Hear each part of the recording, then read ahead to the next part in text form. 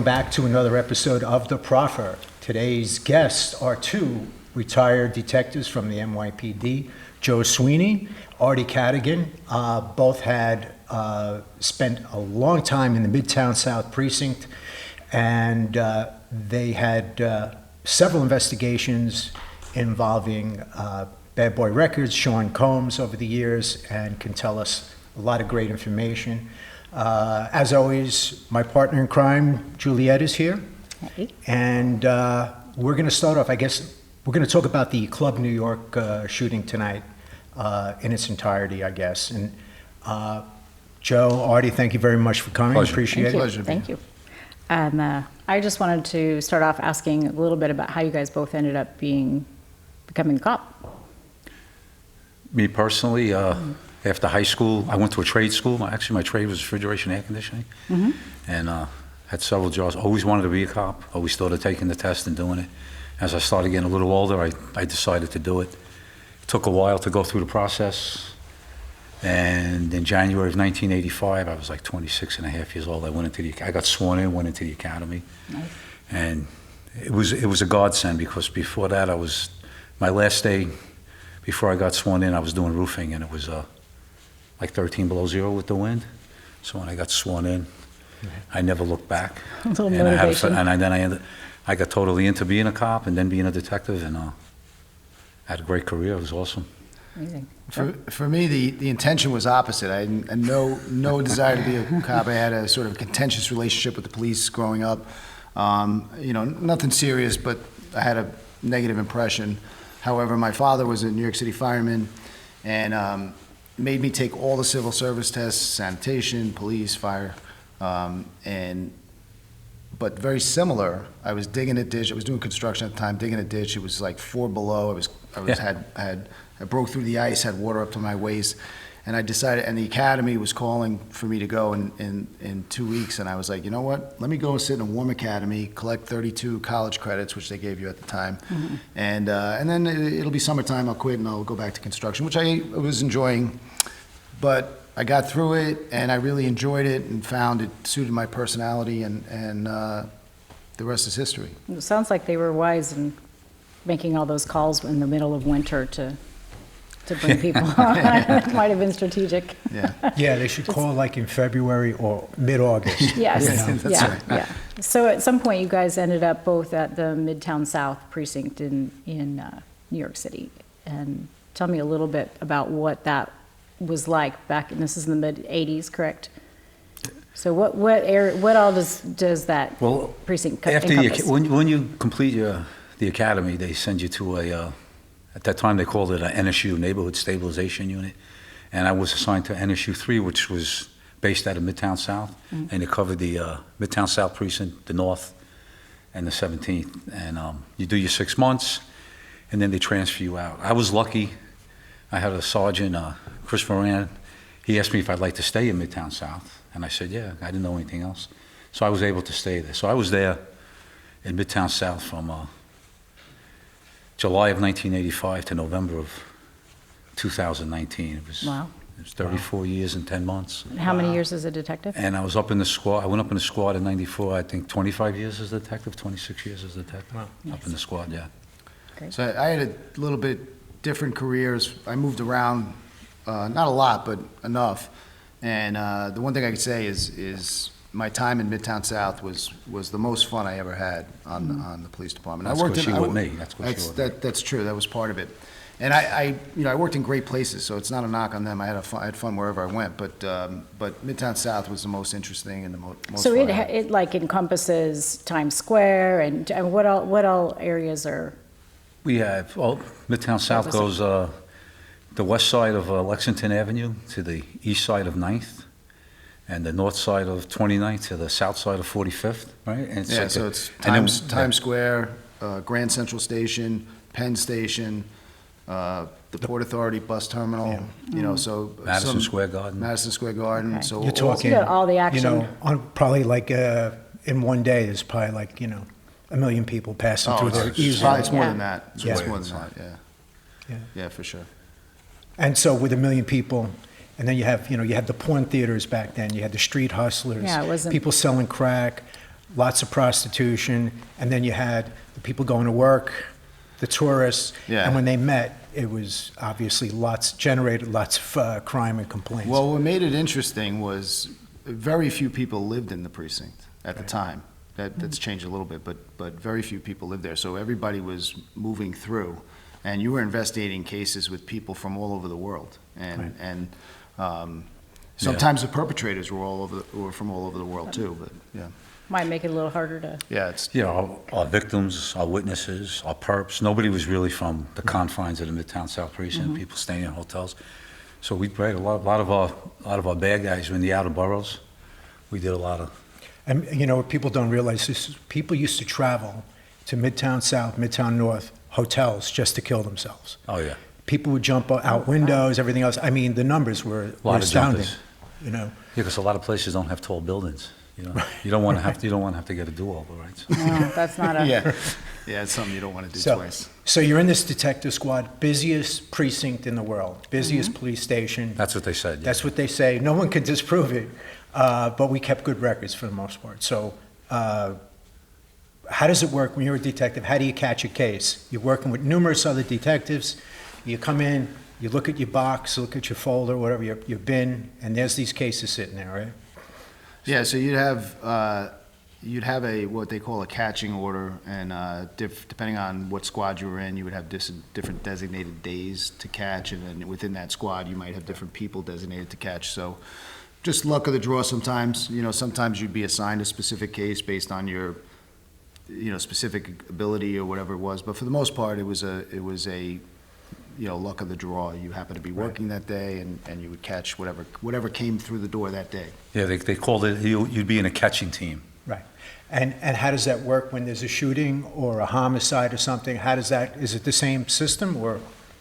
Yeah, When you catch? basically, yeah. Whatever team is catching Right. would catch the case, catch the homicide, unless the lieutenant came out and said, so-and-so's gonna catch it. That would be more with the homicides than anything else, Right. you know? Who has more experience or Yeah, whatever, maybe. yeah. There came a time when there was a shooting at Club New York, and it involved members it involved Puffy, members of his entourage, and some tough guys from Brooklyn. Why don't you start it off and tell us kind of like just a quick overview of what happened? I know there's a call for a shooting, and why don't we talk about the timeline of incidents that led up to it. So the night of the incident, I was actually working, we call it a turnaround night, where you stay overnight. And I was actually in the RIP. I investigated almost all the robberies. And at about 4 o'clock in the morning, we woken up. There's a unit called Night Watch. And what they do is they work. So detectives work in the squads. We work till 1 o'clock in the morning, and we're done, unless you're on overtime, whatever, an arrest or whatever. And the Night Watch guys would cover from 1 in the morning to 8 in the morning. And then the Manhattan South Night Watch worked right out of the South Squad.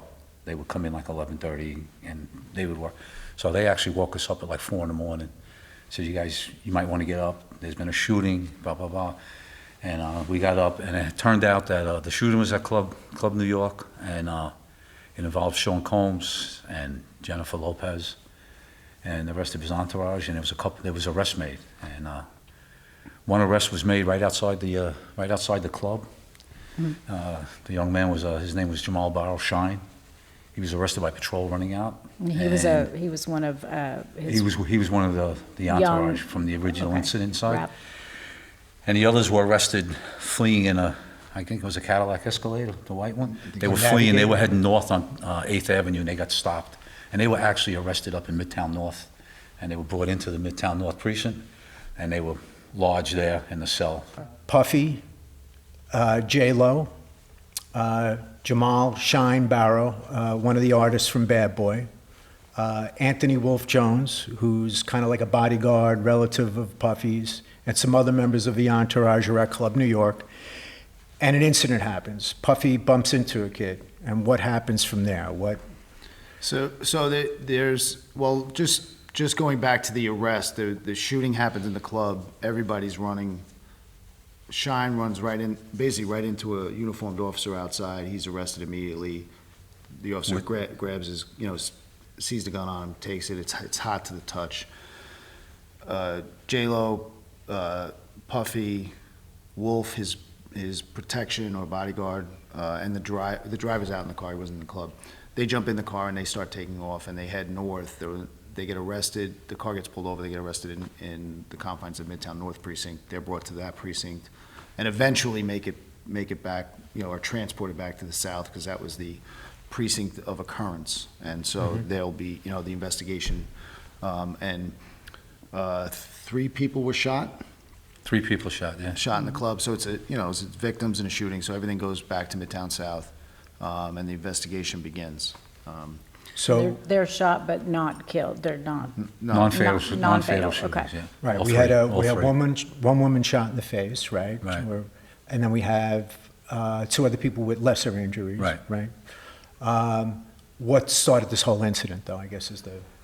So the entourage, Puffy, J-Lo, everybody's in the VIP section. They're, he's drinking, they're having a party in the VIP section. They're going to leave. They're on their way out, I guess.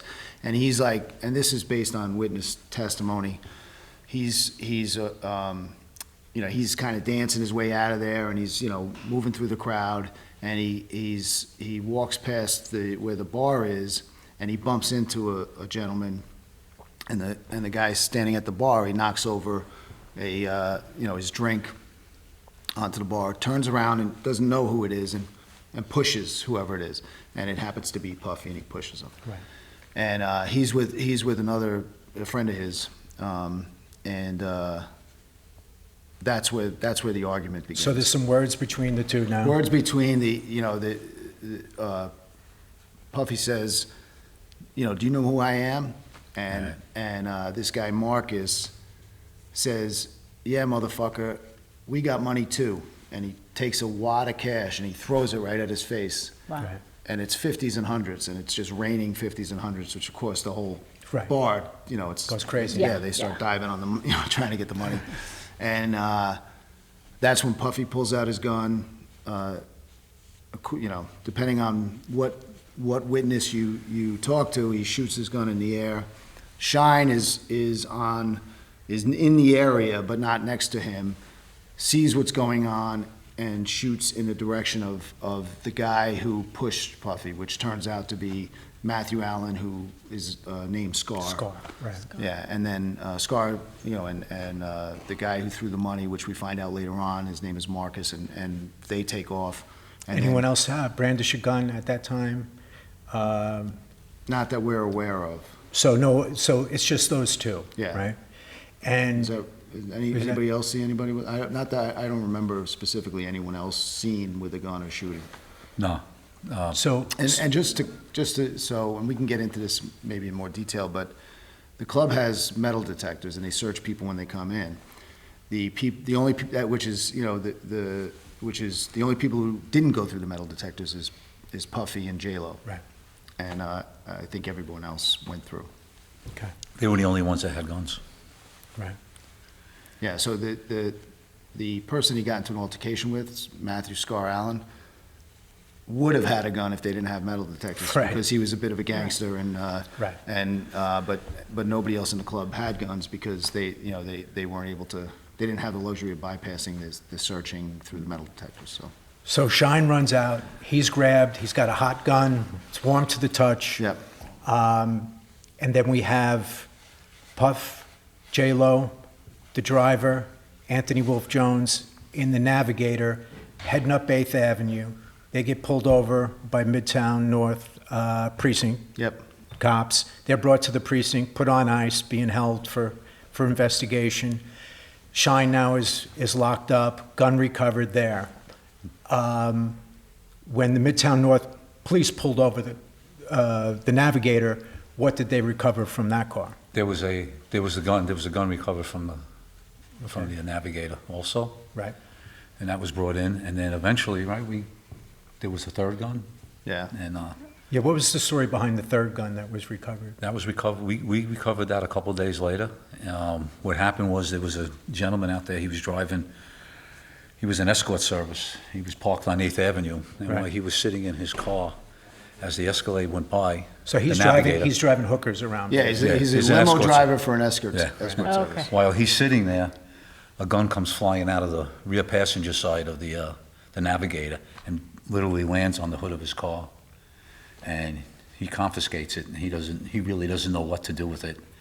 And he eventually tells his boss, who he works for, Right. hey, he sees what's going on. I believe he saw everything like the next day or that night on TV. Yeah, he and sees all. the news, puts two and two together, So he gets in touch with his boss. does his civic duty, Yeah. Yeah. sort of, Right. It's a In a day later. roundabout in a way. roundabout way. And what was his statement to the police? I'm sitting in the car, and He was an escort driver. He was waiting for yeah. his escorts to come An back escort out. for the escort, yeah. minding his own business, Yeah. and he says the Lincoln Navigator is driving by. According to him, he sees a light-skinned, slender arm throw this loaded weapon out the window, and that lands on his car. okay. From the rear passenger side. All right. Now, so for a time period, we've got the three apprehended people from the Navigator, Puffy, Wolfie, and Shine, Puffy, Wolfie, and J-Lo at the Midtown North Precinct. Now, And the driver. right, and the driver. That's right. And wasn't there something said to the driver at that point when they were arrested, or did something happen later on where I think Puffy was trying to get the driver to do something? Yeah, he was when they were being held at Midtown North in the cell, and every squad room in New York City has a detective squad room, has a cell in it, and they were all being held there, I believe. And apparently he had a ring on, and he offered it to the driver to say that the gun that was recovered in the car belonged to him. Right. Yeah, you know what, I also heard there was a... Did he No. agree to do so? No, not for the, So I had also heard there was a guy, he goes around, he calls himself the hip hop cop, retired detective now, Derek Parker. I always see him in the news. I ended up working in the unit that had become known as the hip hop police. It was nothing that I wanted to have anything to do with, but we did a lot of cases involving. You're more hip than hop. Yeah, oh, Yeah, I absolutely. understand. And we would do cases with extortion guys in the Yeah. music business, guys who were extorting from rappers, producers. They were usually guys who did stash house robberies of, drug dealers, money stash houses and things like that. And they had insinuated themselves in the industry. They were feared, and they brought a lot of problems to the industry. So everybody was using different entourages to come with them to protect them from some of these guys. And so you kind of brought in a darker side of the community where people were, feared in their own areas and things like that, so you wouldn't be extorted. And so we were having a lot of problems with these entourages. And so we were looking into a lot of different criminal organizations that were acting as security in the industry. And Derek Parker was one of the original guys, but we had heard that, and he had been thrown out of the unit just before I got there, that he had passed the phone to Puffy in a jail cell so that he could call an attorney. So, I'd love to speak to Derek Parker about it one day, but that was the rumor I heard, and I just saw there was a newspaper article the other day where he's talking about the incident, which he really had nothing to do other than show up the first night. No, he's an interesting guy. Again, I heard that rumor as well. We had a kind of a challenging relationship with him throughout the course of the case. I believe he was the one that gave us the nickname Scar, although I'm not completely sure about that. But I think that's how we first found out that the person that got into the altercation with Puffy was this guy Scar, because we were interviewing people trying to figure out how this thing started, collect witnesses, and that was, I think he was pivotal in giving us that name. That much I will say. But after that, he was he would always tell us where Scar was, like the night before, and would say, I'll give you the information, I'll find him, I'll know where he's going to be, and that never came to fruition. It was always trying to after the interject fact. himself into the case all the time. Yeah. That's what he was about. Yeah, and there came a point in time, I think he was, I don't want to say caught, but he was doing security for Puffy in like Vegas or LA or something, and Yeah. or it wasn't supposed, didn't have approval for his side business and doing that. And Well, and this, later, I don't exactly know, this was after the case. I actually walked out of a club in Manhattan and ran into Jay-Z, like, I didn't know him, but Right. I almost bumped into them, but people taking pictures and everything, and Beyonce was there too, and then I just turned to go around like the fray, and who's working for them there, but Derek Parker, Right. and I don't know if he was off, I can't remember if he was off the job or not, but I was like, oh yeah, that Coincidence, makes sense. I was yeah. like, yeah, that makes sense, that makes Yeah, sense. he's one of them guys. He keeps showing up. so all the witnesses, there's always going to be a difference in what witnesses say, but in the club, who do they feel who fired their weapon in that club was responsible for injuring the people, the 3 victims? Sean Combs and Shine, Jamal Barrow. Okay. And And that's what witnesses said. so I know at one point someone said that he initially Puffy fired some rounds up, right? Kind of like, Well, again, this was, the only person really that said that was Matthew Allen. The other witnesses that did describe what happened, say that Sean Combs was the one who fired, and shot these people along with Shine. wow. Not just And- in the air. Right. And so now you have a famous personality who has his own label. He's a sometimes performer. You have J-Lo, who's huge. This is a big deal. So you got now you're getting press. You got to make sure that you got everything, this has got to be tight, this investigation. How many people do you think you interviewed over the course of this investigation to, From start to finish, before trial, we probably 200-300 people. Yeah, I was over 3. I think I was speaking with the DA, Matt Bogdanos, and he remembers it being somewhere near 350 witnesses. And that was a strategy he had for knowing he was going to have to prosecute this case in trying to lock down the witnesses, anybody who was in the club, their testimony, so that they then couldn't come back, after the fact and Change their story things, get it all established. for the defense. A lot of people said they didn't see anything. A lot of people said they just heard it, and then they looked and they saw it. After Some the people fact, just saw the money in the air. Yeah. They heard the argument. They saw people running. But the woman who was shot, she She made saw. a statement, and who did she say She shot said- her? She said Sean Combs shot her. Yeah. Okay, I think she still says that.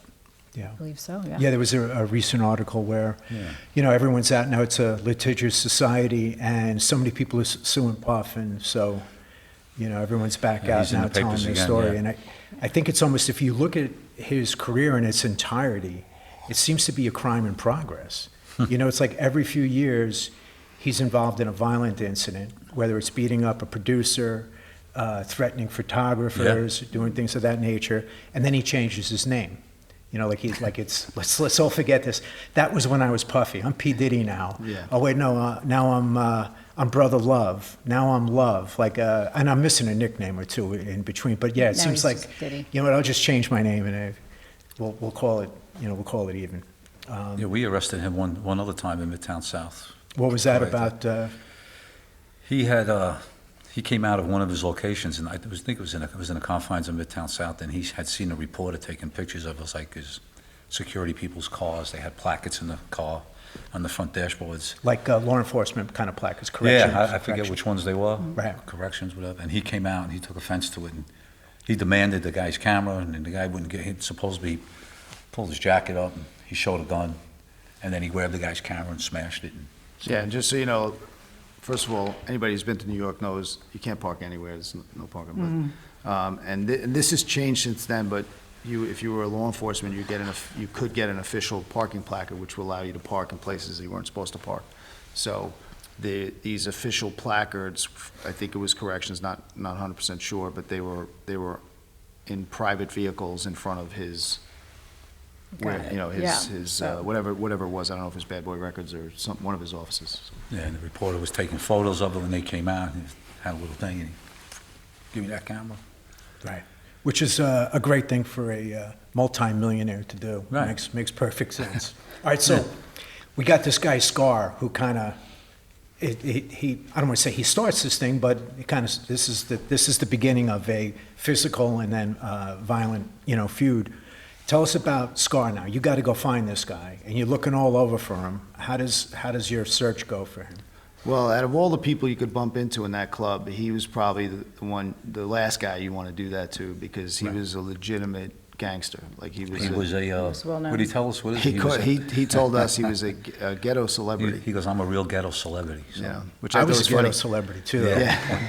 He was known in the ghetto in Brooklyn. And a very charismatic guy. It's hard not, believe it or not. He was, he did bad things. He was a drug dealer. I'm sure he hurt people. Although Shocking. I don't know, specific incidents of that.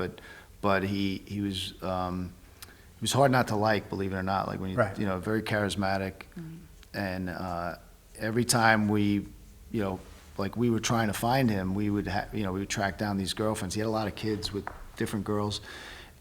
One was more beautiful and intelligent than the next, and whether they were school teachers or students or whatever, like these just he just had charisma, and but was a bad guy. Right. He was a real bad guy. Yeah, was a bad guy. So what did you put like a want card out for him kind of thing, looking for him? Yeah, we were looking for him, and once we at first we didn't know what his real name was, so that was a challenge trying to get that. I remember going to see an informant that Brooklyn Homicide had. It was like a cloak and dagger. We went to this dark basement. I don't even know what the building was, but the detectives were there with this informant that they valued tremendously, Right. and allowing us access to him was really a tough decision for them, because they had something going with him that was important. But he gave us his real name, and from there, then we were able to find out where he lived, and we were able to get a little more traction on looking for him, and then we could put a wanted card out for him. And so you're going from girlfriends to girlfriends' houses? Yeah. And, Family, all the family members, anybody? Family members. how were the family to deal with? Were they? They weren't solid citizens, but they weren't as bad as he was. He was Right. definitely the alpha male in his Yeah, household. most answers were, we don't know where he is right now and all that. But then he was Yeah. eventually found. Yeah, they would open the door and talk to us, but I don't know where he is. Right. Good So answer. what is your first break for running into Scar? So it was New Year's Day, I believe. 2000, so this is back in, the Yeah. shooting took place in 1999, so this is, Yeah, this would have been 2000 probably. I'm not sure on the dates. It's 25 years ago, so it's a long time. But anyway, there's a detective off duty, worked New Year's Eve night. Now it's like 6 in the morning, whatever. It's morning time. He's coming home, and he's behind this car, and he could see there's a little road rage going on, like these cars like kind of going at each other on the Brooklyn Bridge. And one car, he sees an arm come out with a pistol pointing at the other car, and of course the other car then wisely decided to get out of there. So he calls 911, has the car pulled over. In the car is Matthew Allen and one of his girlfriends. And so they get arrested, they go to Brooklyn, they're in the Brooklyn court. The following day, we get notified that he's there. We go and get him and bring him to the Manhattan District Attorney's office. Okay. And and he tells us his version of what happened that night. He did a handwritten statement, right? He Wrote out a statement. He told us his motivation was to get out of the gun arrest that he just, that he was just arrested for. He never asked for attorney or anything like that. Was willing to cooperate with us just to get out of the trouble he was in. And he was a witness in the Puffy case, but he's not the kind of person that's going to help the police. But for this particular, what he was in, he saw it as a way to get out. Incentivized to get out of his arrest. So he told, and that's when he told us what I just told you, that he had this altercation with him. He he told us the guy's name was Marcus, didn't give us any more information about him. Told us about the money being thrown up and the argument and then the shooting, and he just took off. And that he didn't have any weapons on him because he Of the had, metal detector. he couldn't go through, It he would would have have went been through the metal different, he said, detector. if he had his gun too. Yeah, it would have been a shootout. It would have been, For it would have sure. been different. Yeah, for sure. Right. And I know who the detective is that pulled him over. We used to work together, and we'll just call him Juan, which is his real first name. I don't want to give him up, but I was probably working with Juan that New Year's Eve. We worked in DETF together, and all our cars had smoked windows, siren packages in, so I'm assuming that's how we pulled him over and all that. Just a quick funny story with Juan. We knew where there was like 50 kilos of heroin, and this guy was going to transport him. So we put uniforms on to make it look like we were just a uniformed, cops pulling him over. We're not working for the DEA or anything. Anyway, we know the drugs are in the car. It's basically, hey, you mind if we look in the trunk? Guy's like, no, it's not my car, the usual. And I popped the trunk and I go, hey, there's drugs in here. And the guy just like falls, head back, and just like flat out in the street like he's dead, And Juan goes, he just passed out. What should I do? I'm like, cuff him, And that was, we all had a million stories like that, but he was a really good guy. Pulling somebody over like that by yourself. And after he doing- consented for at- you to search the car. At That's 3 in the kind of- morning is, no, I'm talking about the night of this incident. Pulling Statute somebody of over. limitations, Bill? No, pulling over these bad guys on the Brooklyn Bridge is, Yeah, is Yeah. a real it's, ballsy thing to do. It is, and I know people wouldn't understand this because you think, oh, you see something like that, you gotta, but, there's, the reality is a lot of people in his situation would have been like, I just want to go home. You know what I mean? Right. And I'm probably forgot outgunned. Nobody Yeah. knows I'm out here. Yeah, yeah. So it was a tribute to his character that he Right. took action, and I happened to cross paths with Juan later on. I didn't know him until after I was off the job, and when I first met him, he's like, you and I have history together, and I was like, well, I started going, I hope it, Yeah, what? and he told me the story, and I was like, oh, I said, well, thank you, because without that, Yeah. we wouldn't have gotten the statement from Scar, and that would have changed the whole case, really. Right. You know. So now you got the statement. You have all these people you interviewed, over 300 people.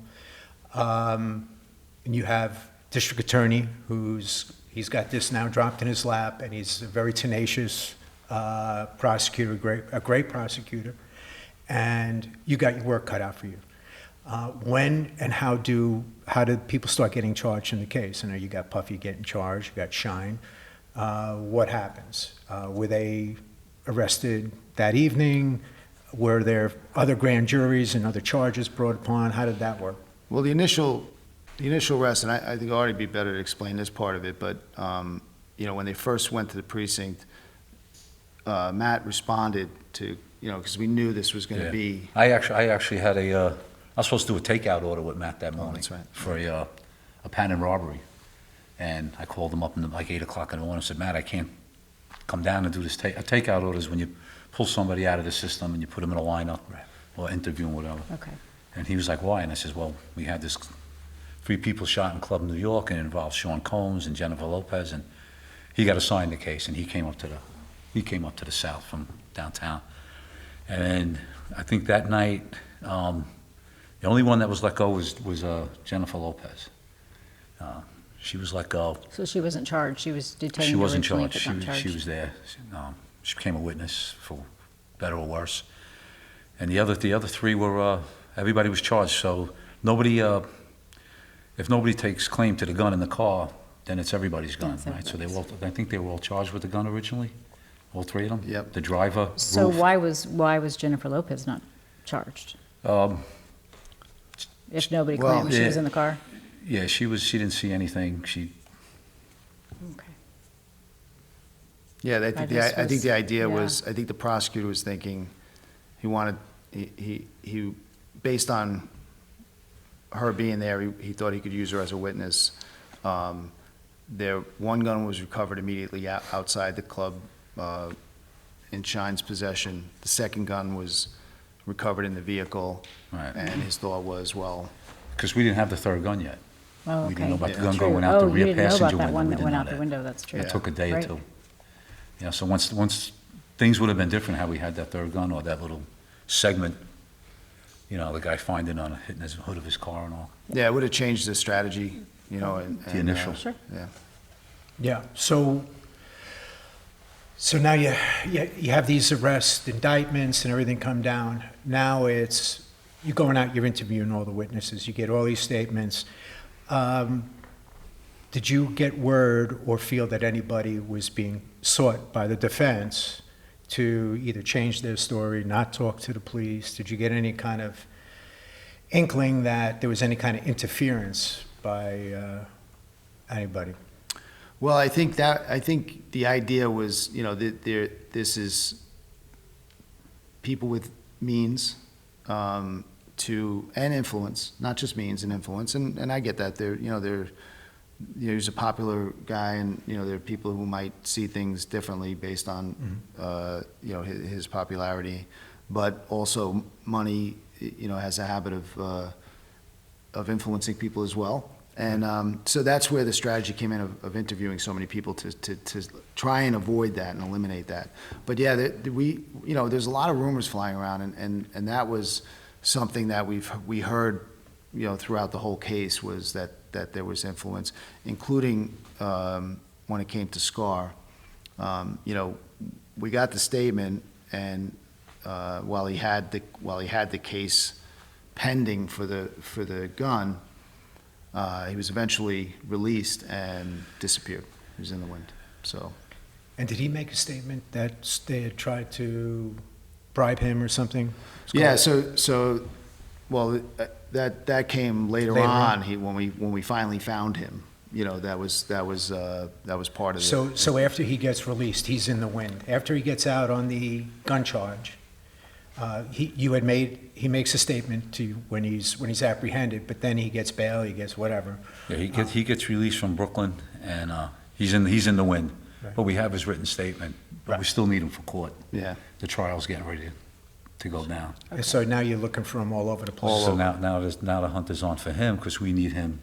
He's like our best witness. Yeah, and as we're looking for him, the trial date is getting closer and closer and closer, and so the pressure is really ratcheting up, and at some point, we're knocking on his family's doors, we're interviewing the girlfriends, we're trying to find him wherever we can, and at one point, I told his attorneys.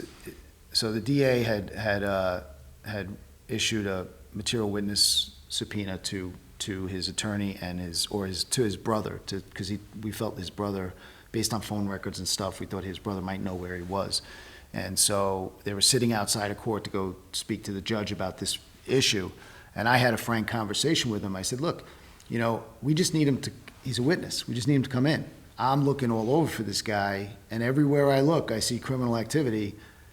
It's a matter of time before he's going to get caught dirty. He's going to get caught with drugs or guns or whatever, and it would be a lot simpler for him if he would just come in. Well, when the attorney went into the judge, he made an official complaint against me, stating that I was trying to extort him or blackmail him into giving him up. Right. And thankfully, the judge didn't see it that way, and he was like, you're an officer of the court, and based on this ridiculousness, during the course of this trial, you are banned from Manhattan court to practice.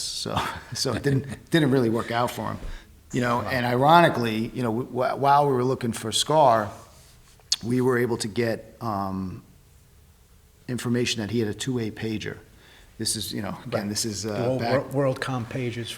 Yeah, this is before cell phones, but it was a way to communicate. Basically, you could text back and forth with somebody else who had one of these devices, and we were able to clone his, and we saw that the conversations on him were, I need Baby needs a new white T-shirt. Baby needs this. Baby needs that. diapers, needs formula, and it was all code drug talk. I'm not in the drug business, so I don't really know, but it was obvious that they're not talking about, although he did have a lot of kids. I was just So, gonna say yeah. that. Yeah, he had 18 kids from what I 18. understand. 18 from, I think 11 different women. 11 different women, something, yeah, a lot. So Wow, you really did have charisma. he really did, man. He was a ghetto celebrity.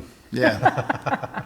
Those are his words. Yeah, so, but we were also able to triangulate where they were coming from, and we saw it traveling down the turnpike, and ultimately, he ended up in Prince George County, Maryland. And- Which is basically Washington DC Yeah. kind of suburb, Yeah. yeah. So we figured he was down there. So myself and Lieutenant Monahan, and I forget the officer's name. He was a cop on the scene when they locked everybody up from Midtown North, but he was a sergeant now down the road. We go down there, and we basically set up like temporary headquarters with the detectives down there, and we're monitoring all the SCAR's, Matthew Allen's phone calls and everything. And it's getting close. He's here, they're there, they're back and forth. And the trial's ongoing, like, The trial's going on. We're trying to Oh, bring him in. Okay. So myself and the lieutenant, I had to leave. I had to testify, because I had made a video, and I had to testify to the video that you could pass the gun under the seat, or whatever it was, and so I had to get back. And we left. That's another story, we have to And, tell that story. Yeah, and so Joe and Kenny Cardona, you guys, they went down there, right? Yeah. Just the two of you? Yep, no, yeah, I think it was just the two of us. So we had to leave. They went down there, and Joe could tell you Yeah, so how we caught him. So they figured out exactly where he was and the address, and they were surveilling I him, missed all the fun. and they saw them, they followed him in the car, a car that they had, they pulled into this residence, and they saw him go in, so they waited, we were trying to figure out what the best strategy would be, so they just flattened the tire of the car, and when they came out, they're like, oh, and that's when, That old trick, that seems Yeah, to the be old it, trick, that yeah. used quite a bit. They use it on. well, it was Bad either guys use that, it to it was rob either that people. or the banana in the tailpipe. I used to do that to pick up girls. I'll help you change it, Tom. So what happened? So go ahead. So they didn't have a banana, so they couldn't. So they flattened the tire.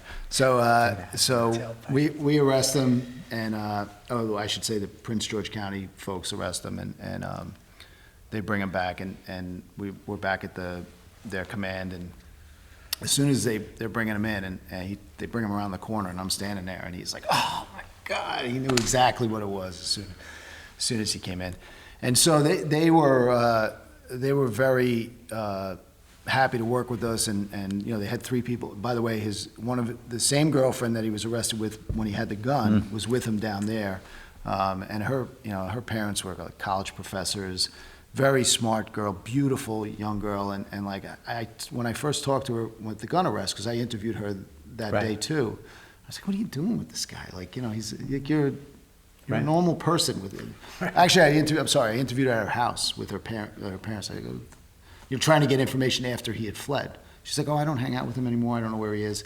So even her, like when I saw her, I was like, come on, are you kidding me? So we were able to make an arrangement that they would release him to us, and pending to charge him later on, so we wouldn't have to extradite him or anything like that, because he not only had a warrant for the gun, but he was a material witness in the case. And what did he have on him when he was arrested down there? Yeah, I left out the biggest part. He had 2 kilos and 2 loaded 9 Oh, wow, two yeah. loaded 9 millimeters. So, I so- wanted to call his attorney and say, So, yeah. I told you so. But He was caught dirty. He was caught real dirty. yeah, he was Dirty. caught dirty. So he was at bad spot. So, and that's all federal down there, federal prosecution. So, according to the detectives there, they were all looking at some serious time. And 30 years or so. He then, down the road, he tried to use that. He was willing to testify for us in the trial, based on what his testimony to us was when we interviewed him. But he wanted to get a breakdown there, and Yeah. The district attorney's like, the district attorney's like, no. no, he's a real bad guy. He's not getting a deal.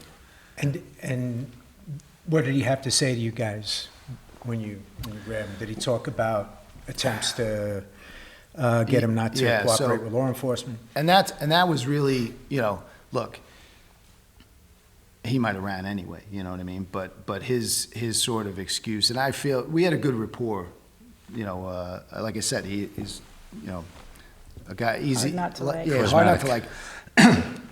So we had a decent rapport, and he said, he goes, look, you know, they were after me. They were trying to, you know, get me to disappear anyway, and they were going to pay me. At one point, he was offered $100,000 to just disappear, and they had this is according to him. They had a meeting set to go get this money, and he was, you know, he was going to bring some people with him for his safety, you know, and so he felt fairly comfortable, and in his mind that was nothing to Puffy because he was wealthy guy, but he got a call from someone in Puffy's inner circle who he knew from his neighborhood, wherever he knew him, I forget exactly, but who told him, don't go to pick up that money, you will never see it, and that'll be it for you. They're going to kill you. Wow. So that's when he was like, I had to take off. And I don't think it was an excuse for him taking off. I think both things are true. He would have taken off anyway, probably, but That was his story, though. But yeah, because somebody, you know, very difficult for somebody in his world to go and testify against Puffy in that trial. No, like you know, I don't blame him for that, but I believe that was true. So, and it's kind of funny, like, so we go down there, we grab him, they agree to let him go with us and again, the trial's ongoing, so we're gonna bring him back to New York. So it's myself and two other, my partner, Ketty, another detective, and the sergeant. yeah, And we're driving back, it starts to snow, it's a blizzard. So it's normally like a 4-hour ride. It was 10 hours in the car with, you know, I kind of felt bad for Scar. So it's, you know, Scar and 3 cops, you know, stuck in the blizzard driving back from Prince George County. And you know, I looked at him and halfway through I looked at him, he was just miserable, like just sitting there like, oh my, it's the worst thing in the world. I'm stuck with these guys, you know? And I was like, you know, and we're listening to like, you know, classic rock or whatever on the radio. I said, you want us to put on something? You know, he's like, yeah, put on Hot 97. So, okay, we're like within range, we can hear it. And he's like, I'd love to call him and do a shout out. I said, yeah, no problem. I said, as long as you don't say where we are and who you are, you know, whatever. So he knew the number. I guess he must do this, you know, whatever. And for those who don't know, Hot 97 does it when he's going back and forth to it was Prince a County. hip hop radio station and very popular, and they would do things like that. They would have shout outs and people would call up, and so we let him call up and he did a shout out, and you know, he stuck to the rules. He didn't say, you know, who he was or where we were. So it was kind of funny. I forget what he said, but it was pretty funny. So we get back but then he refuses to testify. So, you know, you can't force him to. I mean, you could put him on the stand and he could just say, I take the fifth or whatever. Right. But, so the DA, Matt, wanted to put me on the stand to testify to what his statement was. But in order to do that, because of the, you know, the rules of the court, you know, it's hearsay, he needed to get the, you know, the judge's permission to do that. And in order to allow that, they have to have a hearing to see if, you know, you have to show that he's being coerced, threatened, bribed, whatever. Turns out it was all of them, according to him. So we had a hearing. It's called, I'm going to say this wrong, but it's like a Sarar hearing or something like that. And Puffy's attorneys strategically waived the hearing and allowed me to testify as to what Scar's statement was. Mm-hmm. So. And the attorneys in that case were Ben Brofman, Johnny Cochran, right? I don't know, was there any other counsel, or was that? Ben Brofman and Johnny Cochran were representing Puffy. Wolf had his own attorney. And, Yeah, they all had their own, I think. And Shine had his own attorney. Shine had Murray Richmond. Murray Richmond. Don't yeah. worry, Murray. Yeah. Murray's a character. I don't know if he's still alive, but he was a character. He was known in New York as, you know, a kind of a little bit slimy guy who worked with like drug dealers and gangsters and that kind of thing. And he, you know, Yeah. I had a bunch of cases with him, so I kind of knew him a little bit. And, you know, I don't know that he was the best attorney. His daughter is a trial Don't attorney. shine. Stacy Richmond is like a trial attorney. Dad was like he'll get the business kind of guy. Yeah, and I felt he kind of, he brought Shine in for a proffer. You know what I mean? To kind of see if he could work out a deal, and I felt bad for the kid in a sense. I mean, I didn't feel bad. He shot he shot people, but he was in a tough spot because his dream in life was to be a rapper. Right. And he was right there. I He mean, was right there. in the VIP. Right He was with them. there. Yeah. And if he testified against Puffy, his feeling was, and he told me this, he might be killed, but it didn't matter to him because his life would be over anyway because he wouldn't be able to pursue his Right. dream.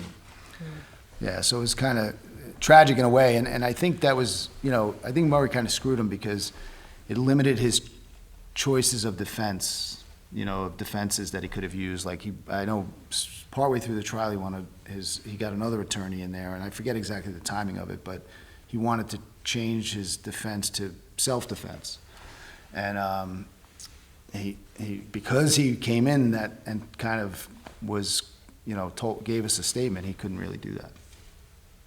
Yeah, I guess self-defense, that would be kind of tough when nobody else in there has a gun. You guys are the only ones that managed to get around the Well, metal I didn't detectors. say- I didn't say he was going to be honest It's about it. successful about it. Yeah. but- He ended up doing what, 10 years? Yeah. He did Yeah. 10 years, Yeah. converted to Judaism. Yeah. Okay. How did that happen? I mean, where you walk into prison, you get to be with the Bloods, the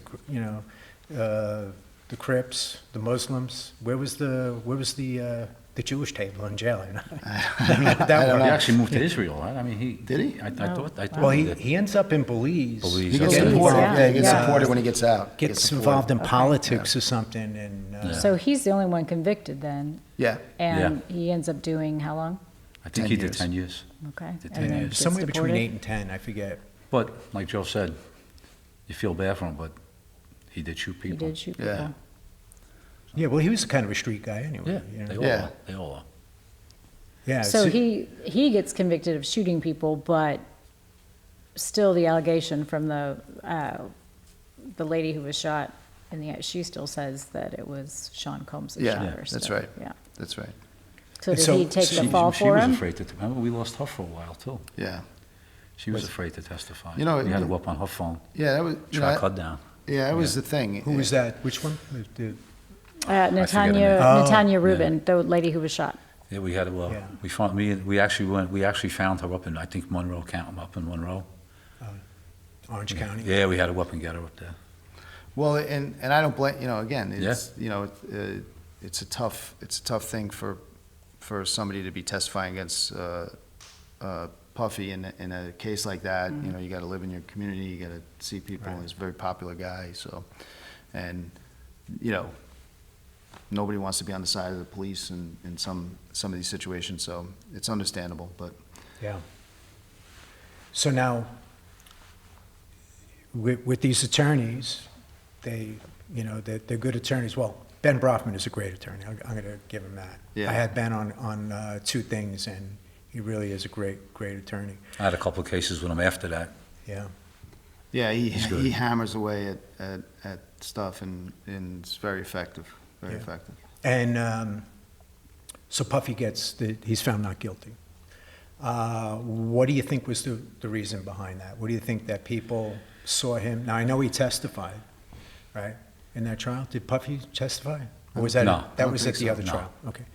Do you think people just thought he was not, prone to violence, that it was his great counsel that got him off? No, I mean, there's a lot of speculation as to why. I know that the DA got calls from some of the jurors afterwards, and somebody made a statement about anybody who convicts Puffy's a racist when they walked in the deliberating room, and that's from a juror's statement. Yeah, I feel the jurors didn't do their job right. Yeah, he was crying. He was in tears, like I didn't do what I should have. I didn't do my job. I should have hung in there, and so it was stuff like that. Again, these are tricky things. It's Right. it's the the jury's not immune to the influence either, even if it's not direct influence of, bribes or anything like that. still feel the They still pressure. feel the pressure, and so, who knows? How long did that trial go on for? I think it was like 6 weeks. Right, so everybody, Oh, wow. all the media, everybody Yeah, the that was media sat in outlets. that courtroom, and I could tell you, talking to them, milling about, everybody thought he was gonna be convicted, which means the other two would have been convicted too. Yeah. Wolf and the driver, I guess, too, right? I don't think he was a part No. of the trial. But anyhow, everybody thought he was getting, and he was acquitted, Yeah. so. I read too, that some security guard, a female security guard said, oh, Puffy couldn't have had a gun or something. I fell on him and I didn't feel a gun. I read that in one report. Oh, I don't remember that. Yeah, like, I remember something like, I don't really yeah, recall the whole I mean, thing. like really, There was a it's lot- So there we're was a- stretching to try to provide a, Yeah, There was a lot of let me people make that- myself valuable. People they wanted to get into the case, but if you sat through that entire case, and you sat there, you would say, they're guilty, like, Yeah.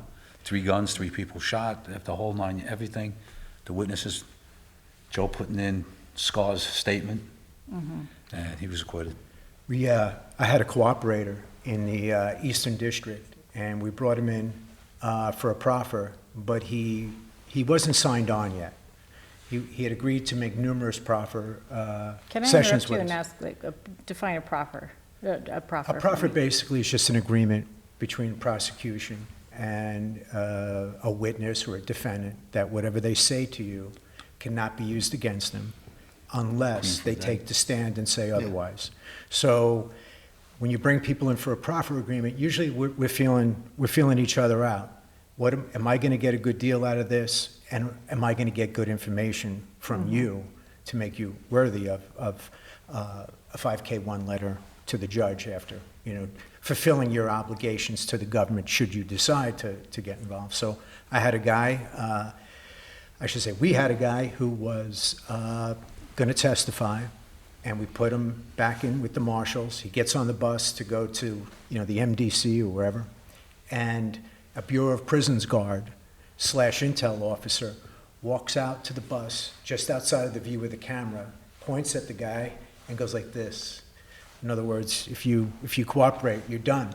And so I got questioned by the OIG for Bureau of Prisons about what happened. I told him what he said, and he was interviewed, and we couldn't get the camera. He knew to step right out of the line of the cameras, and he ended up going to work for Puffy. So, you see all these people, these former members of law enforcement or people that are willing to be a part of his security detail. Any cop that would work for this guy has to realize that he has guys like Wolfie around him, that there's always seems to be guns floating around. And if, it's not like you're committing a criminal act being with them, but you got But to you're going to see criminal acts, for 100%. Yeah, there's no, Yeah. you're going to have to turn a blind eye Yeah. to some type of crime. And just so you know, like the proffer, we call it Queen for a Day. You come in and basically you have to tell your side of the story, and you have to tell the truth as you see it and all of that. And With your attorney. assuming we believe you. And then the one thing that it does is it's going to lock you in to that story, because you can go through with the trial and everything, but if you take the stand on your own behalf and you tell a different story, then we can bring up whatever you said in that Okay. conference. So it's not, we can't use it against you, but we can use it to impugn your story if you change it. I got a call from a paparazzi that I used to use as an informant out in L.A. The guy Woody, he passed away. He was a Vietnam vet, great guy, a real aggressive paparazzi back in the day. He knew everybody, and I could rely on him. If I asked for a favor, he'd go out and take pictures of an event of some type, so I could identify people in the entourage of a rapper who we thought might be a bad guy, et cetera, et cetera. Anyway, he calls me and says, hey, I got this kid. He's a limo driver and a part-time paparazzi. When he's driving famous people around, if he sees somebody in or out of the club beside, he'll jump out and take pictures. So he's driving Puffy around out in L.A., and Puffy has a secret meeting with Ashton Kutcher. And who was Ashton dating that he wasn't supposed to be? Demi with? Moore? Demi Moore. So nobody knew they were dating. So this is like a big thing. So someone gets a picture of them coming out of the hotel in West Hollywood. So you got Ashton and Demi like this, you know, and Puffy. So it comes out like the next day in the paper. So Paul Offord now I find this kid, and he's scared to death, and he says, yeah, this guy Paul Offord came to me and said, if you don't give me the money you made on that photo, you're gonna get hurt. So he said, I swear to you, I didn't take the picture. Now finally, the photographer who got the credit for its name is under the picture, whatever. But they still kind of accused him of calling other paparazzi, et cetera, and he legitimately had nothing to do with it. So, and their motivation is to give us money for this. So, I mean, you know, it's like a criminal organization. Yeah. You know, and Yeah. it's, whether Paul Offord did that on his own, he was told that Puffy was furious and wanted it done. And he also told me stories about driving Puffy and his crew around in the, behind the Beverly Hills Hotel, popping rounds out of the limos and everything else. And he would turn a blind eye to all this, so they always asked for him when they came to town. So, Yeah. Yeah, we were, you know, interviewing different people. We found out, or somebody told us, that what they would do is, when they traveled, they wouldn't carry their guns with them. They would purchase guns wherever they ended up. Oh, so they'd have it And arranged. one incident that we found out about was, I think it was Minnesota. Yeah. They had stayed in a hotel and they had left, and the cleaning service went in the next day or whatever, and they found a gun or two, like, just left behind under the bed or whatever like that, so. right. Yeah, I It's think crazy. the DA tried to bring that evidence in, but he wasn't allowed to. It was too far out there. Yeah, too far, yeah. Yeah, and Scar was, from what I gathered, and people I talked to about him, street guys, said that he worked for a guy named Phil Murph, whose street name was Shorty, and he was a multi-kilo trafficker. And at some point, Scar ended up getting a good Colombian connection, became like a multi-kilo guy unto himself. And another guy told me that he ran into him one night, I think it was in Brownsville, and he's laughing at this legitimate gangster from Brownsville. And he says, what are you laughing at? And he says, peels out like $500, hands it to me, goes, take the shirt off. And it was a Sean John shirt. So it was right around that time, you know, whatever. And of course, he's a ghetto celebrity, and these are the type of things that, you know, you do. So, yeah, I mean, and now Puffy's in the news. There's allegations of all sorts of sexual abuse. They're talking about, you know, human trafficking. He had, you know, this voyeurism and really kind of, you know, people being sexually assaulted, being, you know, put through all types of mental anguish. If you want to get signed and you want to be a performer, you've got to take part in all these, you know, bizarre sexual practices. Whether or not these things are true, we'll see how they work out in the future. But I can say without certainty that from years of working, you know, and developing all sorts of intel and dealing with a lot of bad guys out there who had, you know, contact with him, that there is, you know, I'm satisfied that, you know, he was around lots of violence, incidents, and firearms, and I think his past is finally catching up to him. And I find it annoying that, you know, all of a sudden people in the industry who are in the media now are like, oh my God, look what's happening. Like, everybody knew this Like stuff the was going Epstein on. thing. Yeah. It's like No, Epstein Island. we heard rumors not to the extent that we're seeing in the paper now, but certainly there was rumors. And again, to us, it was just rumors. I believed them at the time because it was, Right. we heard it from multiple people that we were, you know, we interviewed a lot of people. And, Yeah, we heard back then, yeah, we heard similar things back then. Puffy and I went to the same high school. We went to Mount St. St. Michael Michael? in Yeah. the Bronx, and I had to leave after 2 years, but yeah. I'm not surprised, Bill. Were you asked to leave, or was that? Yeah, listen, I'll ask the questions. I'm the host. Yeah. Our mutual friend Chris went there too. Yes, Yeah, yes. I think he played ball with them or something. Yeah, because they're younger than me. Yeah. But yeah, no, it was. I don't know if he ever did anything for the Alumni Association, and his dad was said to have been a heroin trafficker, maybe a lower level, working for guys like Frank Lucas, And there was a rumor that he had been a cooperator, and he was killed, I think in a cab, shortly after he got released from prison. So it's this real strange background for a guy, coming from this background to rise, rise really high, one of the top producers and performers. And now Wasn't to one of fall. his first incidents that we all heard about was the club, the Stampede? It was a celebrity basketball game. I think it was at CCNY or something like that, and they oversold it. They oversold it and they had a Didn't have melee. enough security, and people got crushed to death, I believe. It was like 2 people got killed in that, right? I believe so, yeah. Yeah. Yeah, it's interesting to me. All of the terrible things that we're talking about. I mean, because we're casually talking about, it, but they're really terrible things.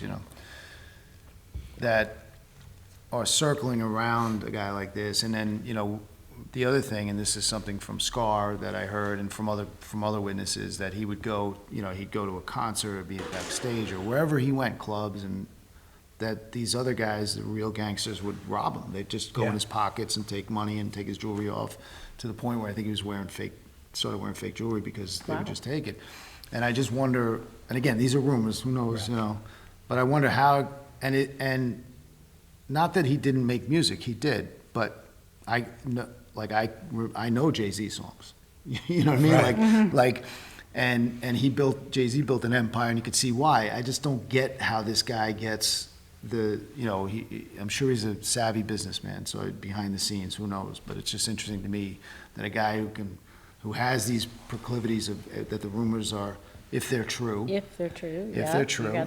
And then he's also, from multiple people, not, in his world, in that world, he's not considered a tough guy in a sense, how he rises to such Well, power. and He's not a real gangster, right?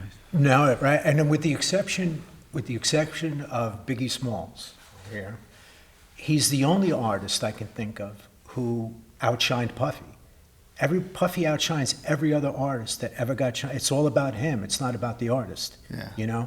I mean, if we were going to sit here and talk about all the artists he had in his roster, could we really name them? Yeah. So, I mean, he really took, and at one point too, he created his own character and his own. Yeah. But I'm not, look, he's got the Sean John thing, he's got, he's obviously a savvy businessman. It's just fun, it's just interesting to me to see how someone becomes so successful and is not the best at what they do at these other things, Yeah. A guy I know, former Lucchese guy, had some nightclubs down in South Beach, and he would tell me that whenever Puffy would come in, they'd start ordering the Cristal and all this and that. They'd have like a $30,000 bar tab, and then we'd just walk on it. And his take on it was, hey, if it wasn't, I'm bringing notoriety to your club, this is free advertising and everything else.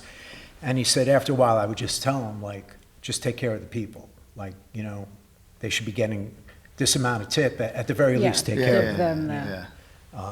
So, it's all kind of sleazy stuff you hear about. I mean, it's to him, it's firsthand knowledge. And, so he's flawed, completely flawed. Yeah. You have all this money, yet you're going to walk out on a $30,000 bill. Yeah. You know what I mean? So, Yeah. And he projects himself as a real tough guy. yeah. And so Scar ultimately meets his demise, too. He gets killed outside a club in Brooklyn. So, Yeah. well, Artie, you could tell us. I was going to say, I got a phone call from detectives in Brooklyn at one time. They were asking me about him, about Scar, and there was an attempt on his life, and they actually killed his brother by mistake. And then eventually they got Matthew out. They got Scar. Yeah. They eventually got him. I think there was another attempt, too, where they shot the wrong guy going into his apartment. And when we say they, he was in a criminal element. Right. A lot of people had motivation to kill him. So, I don't want to I know- insinuate that it's connected to the case. No. No, It was it's- well Right. after that, he is a criminal. He was a drug dealer. Wolf a lot also of met a drug violent demise. drug dealers at that level get killed. Well, then Wolf. Wolf had a very What happened violent to him? demise. He was Well, killed. yeah, Wolf shoots and kills Jake Robles, who is Suge Knight's bodyguard, outside a strip club in Atlanta. Right. And then later on, he has trouble with a gang called the Black Mafia Family down in Atlanta, and a guy named Big Meech, who is a bad guy, you know, has this big drug empire from like Miami, Atlanta, Detroit. These guys are huge. They started their own record label. Wolfie's drunk, and there's a fight over a girl, and Meech tells him, like, hey, man, you know, like, calm down. And Wolfie apparently took it like, you can't tell a guy like me, you know, to stand down. And when they went outside, when it was over, Wolfie starts taking shots at him. He actually hits Meech in the ass as he's trying to get away. And a guy steps forward and kills Wolfie. And the guy who stepped forward, I forget his name, but I believe Wolfie actually got him the gig working with those guys. Like a guy who could put work in, be like a part of your security detail. So, you know. And we knew him as Wolf. Was his name Wolfie, or you just called him that? That's what the guys who were informants called him Wolfie. Yeah. Because when you say Wolfie, I think of the Munsters, you know. Well, another interesting, at his wake, they had Wolf's wake at Campbell Funeral Home in Midtown Manhattan. And if you had the money it costs to have, that's a wealthy person's funeral home. It's like Upper East Side socialite kind of. Yeah. God bless. So somebody pays for. I'm going to assume Puff paid for the wake, but during the wake, there's a guy who sees a guy who shot him 6 years earlier in Atlanta. He runs outside and he finds a uniformed cop and says, "Hey, you know." Next thing you know, guys are responding. They go inside. There's some kind of melee. The guy's going for a .40 caliber. He takes off running. They catch him out in the street somewhere. The .40 caliber goes under a car, you know. So it's kind of like, I don't want to say it's a fitting end, but it's here you are in your death. Yeah. You still have this violence is following you to the grave. Nothing You know, more exciting than a gangster's funeral. We were told early in the investigation from whoever told us that he had a body on him that he was responsible for down in Atlanta. Yeah. So we knew he was a bad guy. You know, we didn't know who it was. Yeah, it was. It's a famous incident where, I guess Suge was getting the better of Puffy. Wolfie fired a few rounds, and that was that. So, Times are changing. yeah, I mean, it's all catching up. yeah, for sure. What do we miss? What are we missing here? Well, you know, I think we covered Scar and that sort of journey. I think we've covered everything on that. But the one thing I would say is you know, when Scar came and told his story, we now find out that his friend who threw the money, his name is Marcus. So in our search for Scar after he gave the statement, we're looking all over the place, and the trial's, you know, coming up, and so we get information that there is a record studio down in North Carolina. I'm not exactly sure how we put all this together, but there's some information that Scar may be down at hanging out at this place, somewhere near Raleigh, North Carolina. So Artie and I go down there, and we're, you know, we liaise with the local law enforcement, and they're working with us, and we find out where this recording studio is. It's like in the middle of the woods somewhere. We did some door-to-door. Yeah. We did some door-to-door looking for he had family members down there, Yeah. right? He had some family members. We did some door-to-door, and then we settled in on the. But we didn't know who Marcus was. We just knew Marcus, and so we go to the record. We're sitting outside, and we see a car with New York plates. So we're like, okay, maybe we're onto something here, and we're waiting. Where were we sitting, Joe? Tell them where we were sitting. We were sitting in the woods in the car. Yeah. Down in North Carolina. Yeah. Like, Did you have hunting outfits oh on? my God. No, we were just sitting Ghillie there. suit. We were sitting there saying, what are we doing here? And we was, you know, we were Was it like Paulie and Christopher in the woods and the Sopranos? 100%, guys? Yeah. and Eating ketchup packets? And we had been at it, you know, since early in the morning, and I looked at him and I was like, what are we out of our minds here? What are we doing, you know? And just as we were like ready to give up, we see people leaving to get in the car. So we notify the local authorities, and we're like, we're gonna follow the car, see where it goes. We didn't know where it was gonna go. They end up at a Krispy Kreme, and so we said, Scar wasn't. We could tell Scar wasn't with them. We said, we just want to identify who's in there because we didn't know. And so they do a car stop on the way over just to ID everybody. They gave them a ruse that there was a fight in the Krispy Kreme and that they're, they just want to make sure, see who they are. And so they identify Marcus. They say, well, like, I don't know if this is your guy, but his name is Marcus. I was like, well, what's his full name? And he had his name and address. It was a New York address. Marcus Welby, which, most people don't know who that is, but. Not to be confused with the television doctor. Yeah, so Not we, the doctor. 70s, yeah. we thought that was kind of funny, Yeah. and he didn't, he didn't want to cooperate with us, but at least we identified him. And so, that was, one of the other things down there. We actually thought Scar was there, even after that car stop. We thought he was around the area, so we were debating on whether to stay or not. But we ended up coming back, and then later on we tracked him to Prince George County. The other, I'm trying to think if there's anything else that I'm sure there is that we left out. Oh, the guy in L.A.? Well, yeah, that's your story to tell. We, Oh, the guy who was in the cell with Puffy, yeah.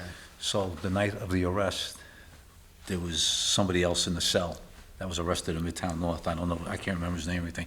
I think he got arrested for grand larceny, credit card fraud or something. Can you imagine being just randomly in there and all of a Right. sudden here comes Yeah. Jennifer Lawrence? Hold this up. He, Lopez. when he's done here in New York, he flies back home to L.A., and when he gets off the plane, basically, he's arrested for charges out there. And now he's incarcerated out in L.A. County, and he tells his attorney that he has something to tell us about Sean Combs and the guns. So me and the DA, we fly out there, and we interview this guy in lockup. And this guy's telling us the 3 guns, I supplied them. I brought them out to the house in the Hamptons. I had the key. They gave me the key to get in. It gives us this whole big story, and I'm sitting there like, in my head, I'm like, oh, this is great. So it was a one-night trip. We went, we did it, came home the next day. Get back and try to vet his story. The car service he used, the entire thing was, he made the entire thing. He just wanted to be, he just I mean, Probably make would've himself been a a good part of witness. it. if he wasn't lying, we couldn't vet it. It was just too good to be true. It was like, Right. they gave me a key to the house in the Hamptons, and I hid them behind the fireplace or something, and that's where the 3 guns came from. I could tell you where I got it. We went all the way out to L.A. for that, Yeah. and And it shows what you have to go through with Yeah, well, you had Yeah. to go. Yeah. He said he was in he was in the cell with them, like he happens to get arrested with them. At the same time, he was in there. Yeah, What That's were a we thinking crazy going out? coincidence. I know. And that's it, you're right. You have to distill everything down and try and find the truth in it. It's not always Nothing. as We simple. couldn't prove anything he said. Did you have a lot of witnesses from the club that just disappeared, didn't want to come in, got reluctant at the end, other than anyone we discussed, or? We did I get mean- the guest list, right? We had a Yeah, guest we had list. the guest list. Like, most of the witnesses, their statements were they didn't see anything. So whether they did or they didn't, and some of them I know did, for sure, saw the whole thing. Sure. But yeah. the best we could do is lock them down with a story that they didn't see anything, so that the defense couldn't come back and say, they saw the whole thing, and it was somebody else, it was Scar who shot him. Right. So that, that was important, tedious work, but important. And, So not only can people, change their story and not see something, they could also change their story and say they did see something. So, Exactly, yeah, you don't exactly. want- So you I don't think, eliminate that opportunity. I think the strategy, as painful as it was for us, because we had to That's do a the lot. interview, it was right, because if we didn't do that, I guarantee there would have been a lot of people coming out of the woodwork, Exonerating. whatever their incentive was, to say that they saw something completely different, Sure. And so. It's almost like a proffer. You got them locked in. Right. Yeah, exactly. Yeah, It's same. a good way to look at it, yeah. You're locking them in so they couldn't get up and then say something different, I'm curious about you. You mentioned something about a funny story about the gun, the video you did.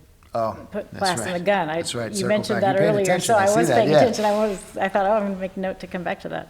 What was it? The video, the guy, when you did the video of the car, and then, Oh, so Puffy's, the investigative team on for the private investigative team